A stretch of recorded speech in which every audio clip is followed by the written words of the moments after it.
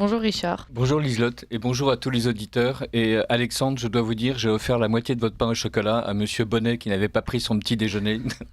Voilà. Et je vous en remercie de tout cœur. Et qu'on salue. Bonjour Monsieur André Bonnet, vous êtes ancien magistrat, avocat et auteur donc dernièrement de Référendum de 2005, les preuves de la trahison démocratique, sortir du traité de Lisbonne. Oui, bonjour, merci de votre invitation. Effectivement, c'est un sujet d'actualité, mais j'imagine qu'on va parler de cela tout de suite. On va parler de ça tout de suite. Alors, moins de l'actualité immédiate que de quelque chose qui est absolument fascinant et qui arrive tout au début de votre livre, donc les preuves de la trahison démocratique, qui est le fait que cette trahison était inscrite, si j'ose dire, dans l'esprit de ceux qui... très étonnés que le traité de 2005 n'ait pas été voté, ont décidé que le traité de 2007 devrait l'être, et devrait l'être dans des conditions un peu spéciales. Le but du traité constitutionnel était d'être plus lisible. Le but de ce traité, donc celui de Lisbonne, est d'être illisible. La Constitution voulait être claire, alors que ce traité devait être obscur. C'est un succès. Karel de Gucht, ministre belge des Affaires étrangères, Flandre Info, 23 juin 2007. Il a été décidé que le document devait être illisible. S'il est illisible, c'est qu'il n'est pas constitutionnel. C'était là l'idée. Monsieur D'Amato, ancien président du Conseil italien. Et enfin, cerise sur le pompon, Monsieur Juncker, président de l'Eurogroupe, Premier ministre du Luxembourg, et dont on sait la carrière européenne qu'il a eue ensuite. Bien entendu, il y aura des transferts de souveraineté, mais serais-je intelligent d'attirer l'attention du public sur ce fait? Ce que vous nous dites d'emblée, c'est que les gens savaient que ce traité arracherait la souveraineté à tous les États et qu'ils ont fait exprès de le rédiger de la manière la plus complexe possible et la plus illisible pour faire en sorte qu'on ne puisse pas le comprendre. Alors, je crois qu'il faut raisonner en deux temps. Le premier temps était relativement clair, puisqu'on dit vous-même, vous l'avez rappelé, que le traité constitutionnel était assez clair. Il était assez clair, au moins dans la présentation, même si pour en comprendre toutes les arcanes, pour être capable de voir quelles étaient les conséquences de chacun des articles, il fallait avoir une culture juridique assez étoffée. Et d'ailleurs, on a bien vu en 2005, lorsque le débat a pris naissance, tout le monde, si j'ose dire, s'est procuré le texte. On voyait partout dans la rue des gens avec le fascicule bleu. Il y avait également un livre de poche qui était sorti. Tout le monde discutait sur le contenu du traité. Alors, il était difficile à comprendre sur le plan technique, mais il était au moins clair dans son exposé, si j'ose dire. Là où les choses changent, c'est lorsque le peuple français dit non à 55% des voix. Et ce que font à ce moment-là les dirigeants européens, et parmi eux M. Nicolas Sarkozy, c'est de dire on a un vote qu'on ne peut pas contourner. En tout cas, si on le contourne, il faut le faire de façon cachée. Et c'est pour ça qu'à ce moment-là, on trouve les citations dont vous avez fait état. Parce que les dirigeants européens, et Nicolas Sarkozy également, ont tout fait pour cacher ce qui était en train de se faire.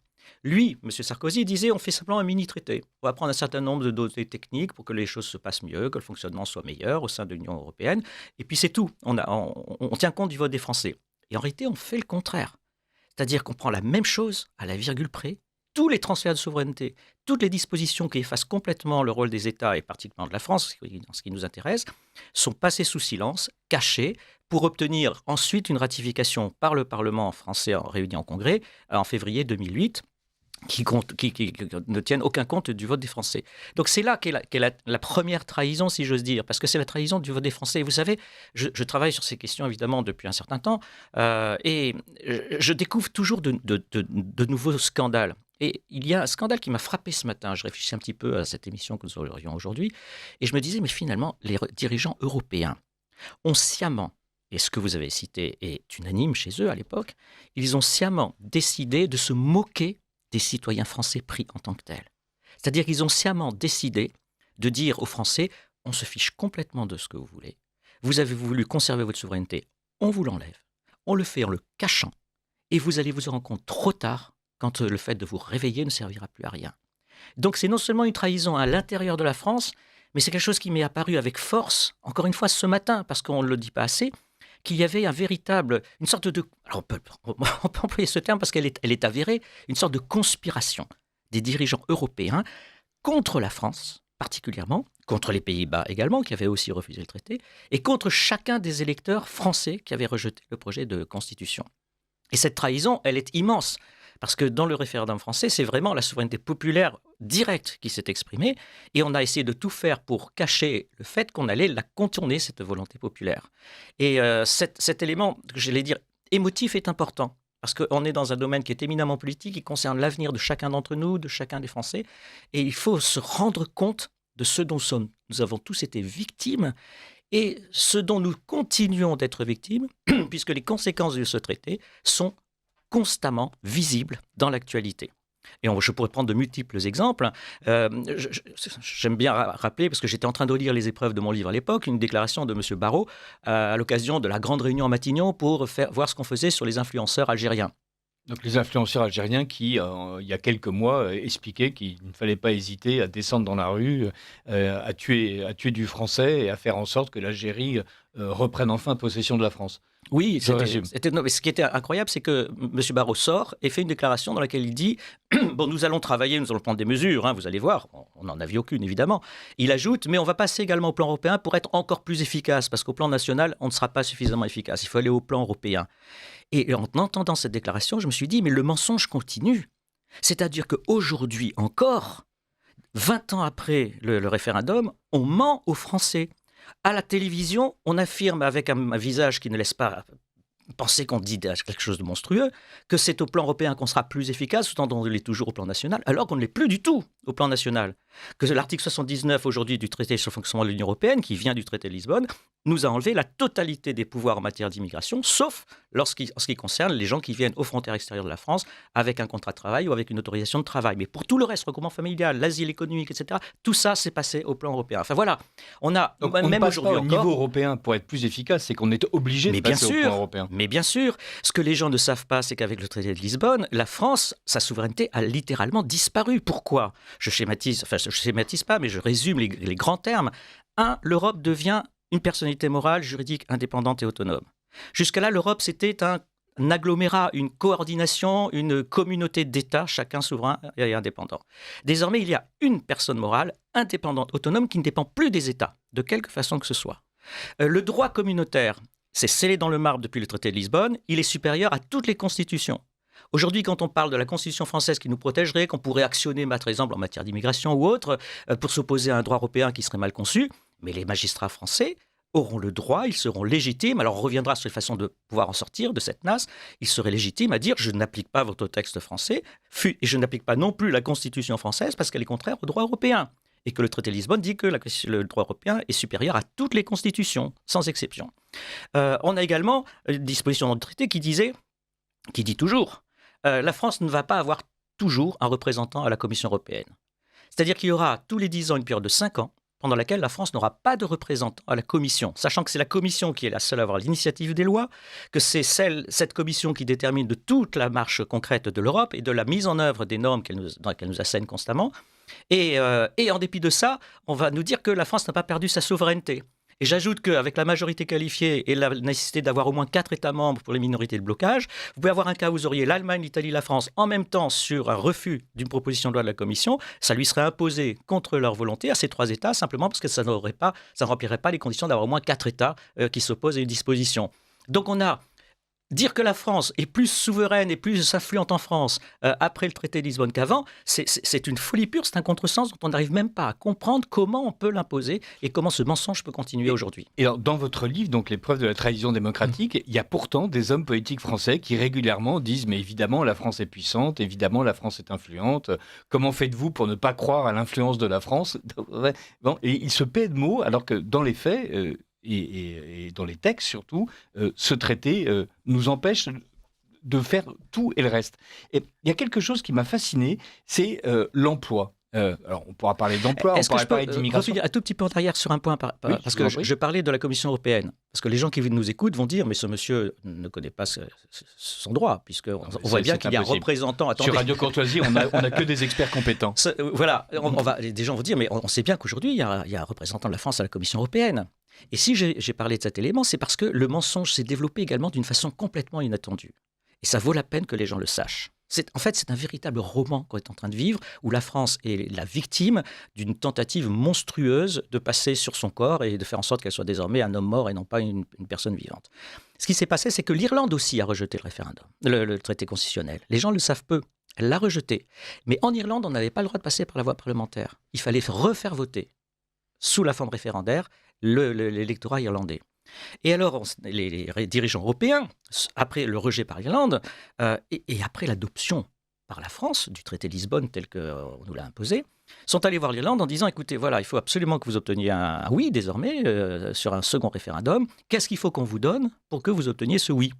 Et l'Irlande répond, il me faut des garanties fiscales que je puisse continuer à être la porte d'entrée des GAFAM en Europe, ça, vous n'y touchez pas. En matière de défense, je veux garder ma neutralité, vous n'y touchez pas non plus. C'est important parce que dans le traité de Lisbonne, on dit que la politique de l'Europe doit être compatible avec celle de l'OTAN. Donc, ce n'est pas tout à fait la neutralité, ça, vous voyez pas.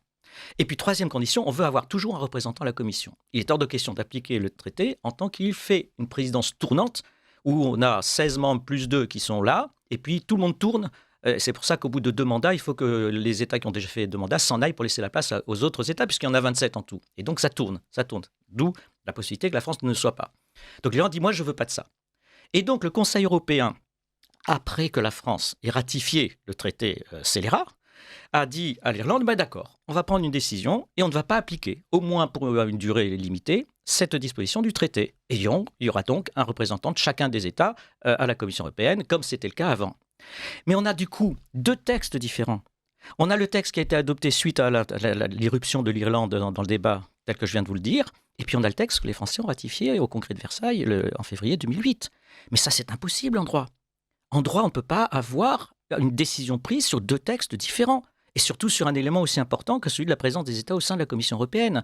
Donc, si vous voulez, pour aller jusqu'au bout de cette manipulation, on n'a pas hésité à créer une situation où, objectivement, en droit, le traité qui est appliqué par l'Irlande n'est pas le même que celui que nous avons ratifié en 2008.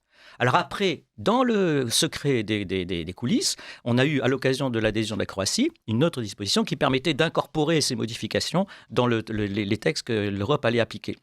Mais les Français n'ont jamais été consultés là-dessus, alors qu'ils avaient été consultés par référendum, et le Congrès n'a jamais été consulté là-dessus. Or, il est certain que si la France n'est plus dans la Commission toujours et de façon absolue, ça pose un problème constitutionnel au regard de la souveraineté nationale. Et donc, il fallait absolument que quelque chose soit fait sur le plan des pouvoirs que le Congrès s'était adjugé.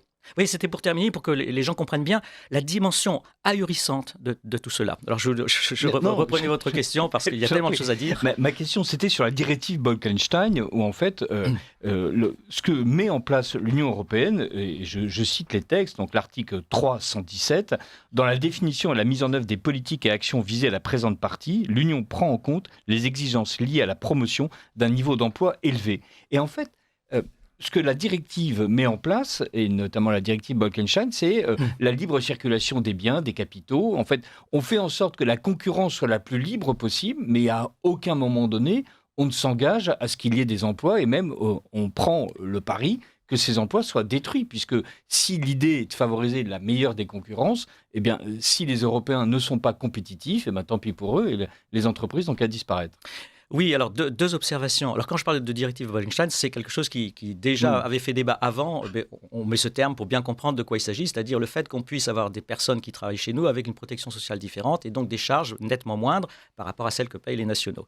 Alors les 2 observations que je voudrais faire, c'est la première et la suivante, elle est très importante. Dans la Charte des droits fondamentaux, il y a une disposition qui dit « Tous les citoyens européens ont le droit de travailler ».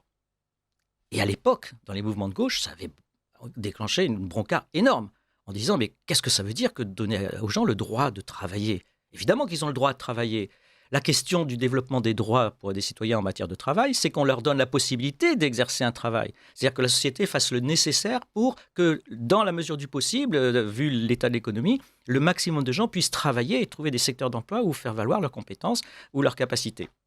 Et donc, d'emblée, il y avait quelque chose qui avait été faussé parce que ça a été maintenu envers et contre tout dans la charte telle qu'elle. On a le droit de travailler. On n'exige pas de la société qu'elle fasse le nécessaire pour que les gens puissent trouver du travail. On dit, vous avez le droit de travailler. Alors, dire à un chômeur qu'il a le droit de travailler alors qu'il ne trouve pas de travail, c'est quand même un scandale. Mais c'est à relier également à cet autre élément dont on avait beaucoup parlé à l'époque, parce que Nicolas Sarkozy, qui n'a pas négligé les mensonges, ils se sont tous accumulés les uns derrière les autres, a dit, vous savez, j'ai obtenu, moi, qu'on renonce à la proclamation selon laquelle l'Europe, c'était une concurrence libre et non faussée. Donc, j'ai obtenu que ça disparaisse. Ah oui, ce n'était pas dans le traité de Lisbonne visible, c'était dans des déclarations, des protocoles, le protocole numéro 27, qui dit, attention, la concurrence, elle est libre et non faussée. C'est-à-dire que ce qu'avait dit le président Sarkozy était complètement contredit par ce qui était joint au traité, mais de façon invisible. Vous savez, toujours cette dissimulation qu'on a voulu mettre en place. Regardez la primauté du droit communautaire sur les constitutions, elle n'est pas dans le traité en tant que tel, elle est dans une déclaration numéro 17, annexe au traité, mais qui a la même force que le traité. Donc, si vous voulez, on a sur ces deux éléments, d'emblée, une direction du traité qui met au second plan, justement, le droit à pouvoir trouver du travail, le droit de l'ensemble des citoyens européens à pouvoir nourrir leur famille avec le fruit de leurs efforts. Et ce que vous évoquez à l'instant, à savoir la distorsion de la concurrence par le biais d'une protection sociale qui ne serait pas celle de la France, qui serait celle d'un État, y compris le cas échéant d'un État tiers, l'Europe peut le décider, c'est-à-dire un État tiers à l'Union européenne, eh bien que cet aspect de concurrence va évidemment avoir des conséquences sur l'emploi qui pourront être dramatiques selon les secteurs. Et c'est quelque chose qui avait été contesté parce que la fameuse directive Bolkestein, qui était le système avant, avait été contestée sur ce plan-là, mais ça a été repris en toute lettre par le traité de Lisbonne et incorporé donc dans le traité sur le fonctionnement de l'Union européenne. Alors, merci mille fois. Nous sommes en train de recevoir, Liselotte et moi, le professeur André Bonnet, qui, à l'occasion de la sortie de son livre Référendum de 2005, l'épreuve de la trahison démocratique, sortir du traité de Lisbonne. Tout à l'heure, nous recevrons à 8h07 Monsieur Mijon pour nous parler de Thomas More. Mais tout de suite, revenons à André Bonnet et à son excellent livre. Voilà, merci, c'était déjà affiché, sur le traité de Lisbonne. Dans ce livre, qui est un livre juridique mais exprimé clairement, où vous reprenez l'ensemble des textes, on arrive à quelque chose qui est absolument remarquable. C'est la manière dont l'Europe décide qu'en fait, elle n'a aucune frontière. Oui, ça c'est extrêmement important. C'est quelque chose qui a été totalement caché. J'ai piqué la question de Liselotte. Aucunement. Je me laissais lâchement porter par les paroles de Monsieur Bonnet, donc c'est très bien et je prends la suite. Oui, alors j'en profite de dire, livre juridique, alors j'ai tenu à ce qu'il soit lisible par tous. C'est-à-dire qu'il est juridique dans la mesure où la personne qui cherche à avoir les références retrouve toutes les sources sans exception. C'est-à-dire chaque fois, tout ce que je dis, je donne l'article du projet de traité, l'article du traité de Lisbonne et l'article final, soit dans le traité sur l'Union européenne, soit dans le traité sur le fonctionnement de l'Union européenne. Donc, les gens peuvent tout vérifier et savoir qu'il n'y a pas un mot de ce que j'écris qui n'est pas l'exacte description de la réalité. Ça, c'est important. Mais à part ça, je crois avoir réussi, d'après les échos que je peux en avoir, à avoir fait un livre parfaitement lisible. On a été capable de le comprendre, donc voilà, c'est la preuve. Et il y a des éléments qui, en réalité, donnent l'impression qu'on lit un thriller. On pourra y revenir peut-être sur la façon dont la charte des droits fondamentaux a été mise en œuvre, enfin conçue, c'est ahurissant, c'est-à-dire les gens qui ont fait ça et ont écrit en toutes lettres. Je cite un livre qui est paru aux éditions du Seuil en 2001, qui était donc, sous la plume de Gaston Bréban, ancien président de la section de convention du Conseil d'État, qui raconte de façon très claire, quand on s'est réunis pour faire ces droits fondamentaux, je fais une petite incise parce que c'est tellement énorme, après je reviens à votre question que je n'oublie pas, elle est capitale.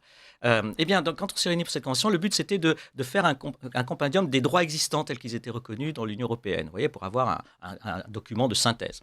Et ben on a fait un mini coup d'état tout de suite. On a décidé, on était 3 en fait, on était 3 à tout diriger, 5 officiellement, mais il y en avait 2 qui n'étaient jamais là, donc on était 3, dont M. Bréban justement. Et donc on a décidé de faire un mini coup d'état et de créer nous-mêmes des droits. Et on était très fiers parce que je pense que notre légitimité en a été accrue. Vous entendez ce que je suis en train de vous dire? Non, mais surtout, c'est fascinant, c'est que vous le dites parce que vous l'avez lu et qu'il l'a écrit. Mais il écrit en toutes lettres, il s'en réclame. Alors après, il dit, écoutez, voilà, ce qu'on a fait, c'est qu'on s'est posé la question du vote. Est-ce qu'on allait voter sur les droits qu'on devait recueillir? Ah non, on ne va pas voter. C'est compliqué de voter, c'est un problème. On va essayer de faire simplement un consensus. Et puis quand le consensus sera là, on l'actera que ça a été adopté. Alors il écrit même un peu plus loin. Alors c'est vrai que parfois je me suis trompé parce que je croyais que c'était adopté, finalement ça ne l'était pas, ou je croyais que ça ne l'était pas, finalement ça l'était. Mais là où c'est intéressant, c'est que quand par exemple s'est posé la question des racines chrétiennes de l'Europe, eh bien il y a une majorité de gens qui ont dit on veut que soit manifesté cet héritage européen. Et là, on leur répond, non, écoutez, c'est pas utile. Le consensus ici, je pense qu'il sera négatif, même si les gens sont tous en majorité d'accord.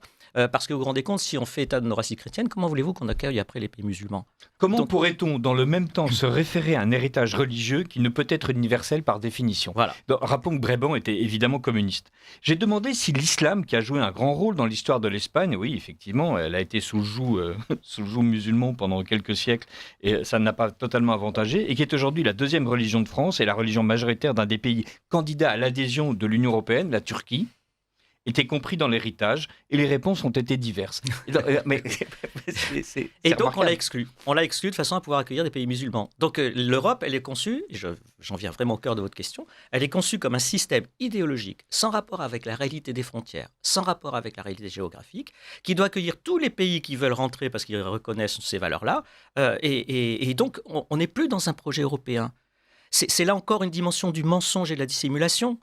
Quand Juncker dit « est-ce que je serais intelligent de faire apparaître tout ça ?» Non, surtout pas, il ne faut pas le faire apparaître. On continue à faire croire aux gens qu'ils ont voté pour un projet européen. Ils n'ont pas voté pour un projet européen. Ils ont voté pour un projet idéologique pan-européen ou en tout cas à valeur universelle, dans lequel les frontières de l'Europe n'ont aucune valeur en tant que telle. Et d'ailleurs, le traité se garde bien. Ils ont refusé de déterminer les frontières de l'Europe. Ça fait partie des pages les plus étonnantes de ce livre. Exactement. Et alors, vous avez des développements récents avec une loi qui vient d'être adoptée en avril 2025 par la France, qui confirme une décision du Parlement européen numéro 1246 du 24 avril 2024 à propos de la Banque européenne de construction et de développement.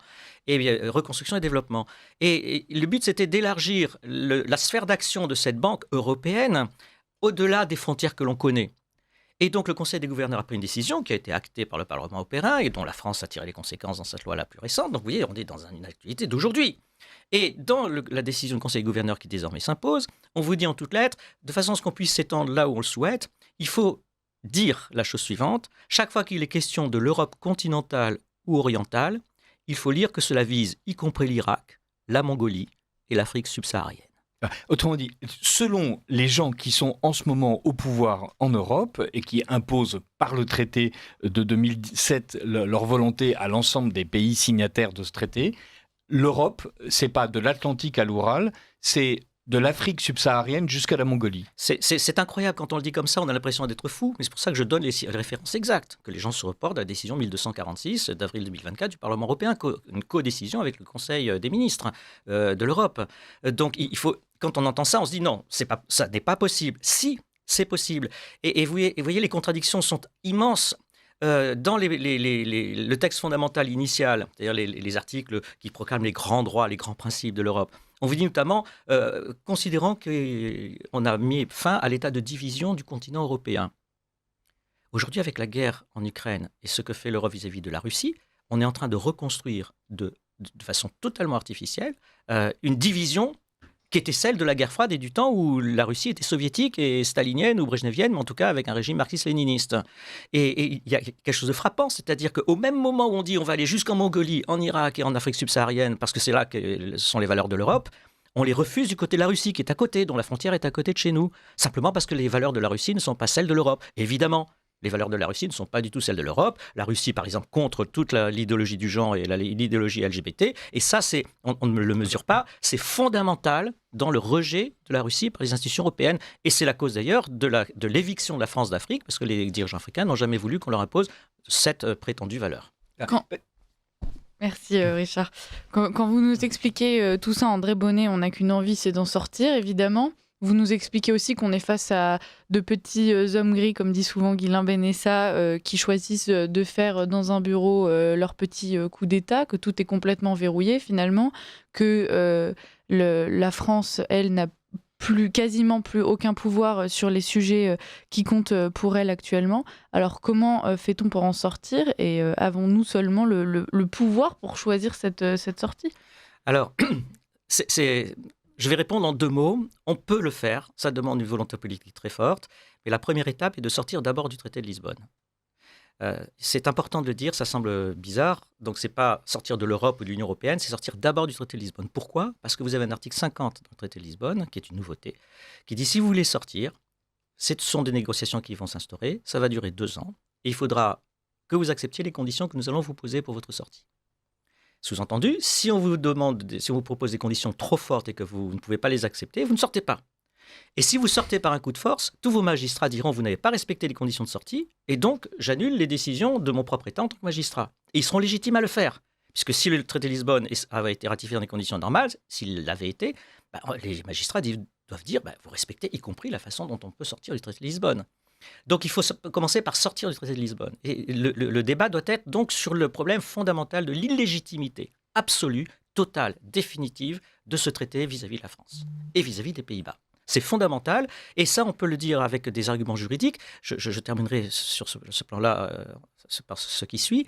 Le Conseil d'État comme le Conseil constitutionnel, ils ont essayé pendant un certain temps, notamment avec des arrêts concernant la Nouvelle-Calédonie, vous savez, où il y avait des dispositions racistes qui figuraient dans les accords de Matignon, qu'on a mis dans la Constitution pour pas qu'on puisse les attaquer sans qu'il apparaisse leur caractère inconstitutionnel. Donc on a modifié la Constitution dans laquelle on a mis des dispositions racistes de façon à pouvoir faire passer les accords Matignon. Bien. Et à l'époque, le Conseil d'État et le Conseil constitutionnel ont été saisis, chacun dans leur domaine de compétences. Ils ont dit oui, mais non. C'est vrai que le droit communautaire, a priori, est supérieur à la Constitution, mais s'agissant du droit interne, ça ne joue pas. Alors, c'était une sorte de contorsion, mais ça signifiait que s'il n'y a pas un texte bien précis qui dit le contraire de ce qu'on est en train de faire dans la Constitution, eh bien, on va pouvoir se débrouiller entre nous, puisqu'il n'y a pas de normes européennes bien précises qui soient comparables. Avec le traité de Lisbonne, c'est plus possible parce que tout est couvert. Tout est couvert. C'est volontaire. Tout dans le traité de Lisbonne, sauf la politique fiscale, tout est couvert.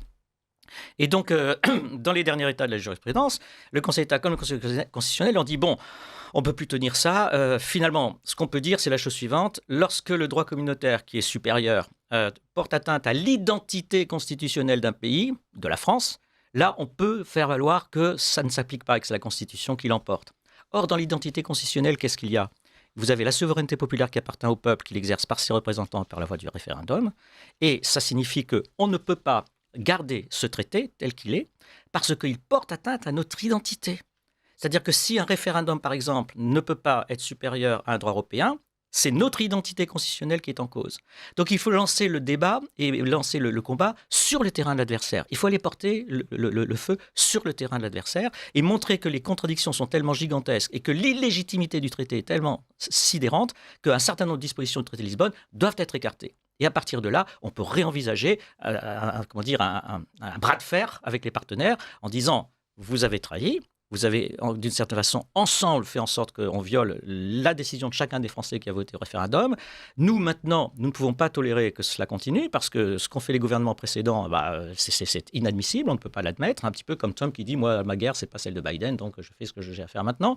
Et donc, on modifie le traité. Ah non, on ne peut pas toucher. Écoutez, si vous ne voulez pas qu'on modifie le traité, comme c'est notre légitimité démocratique fondamentale qui est en cause, on va être obligé de partir. On va être obligé de partir. Et si on fait bien avancer cette réflexion de fond sur tout ce qu'il y a là dans ce texte qui est absolument ahurissant, les magistrats français finiront par se poser la question que je me suis posée. J'ai démissionné de mes fonctions de magistrat parce que je ne voulais pas appliquer le traité de Lisbonne. Et un certain nombre de magistrats risquent de dire, bah oui, il y a un problème. Il y a un problème. On est en train de nous demander de prendre des décisions qui sont radicalement illégitimes et contraires à tout ce qu'on nous a appris dans les grands principes fondamentaux du droit.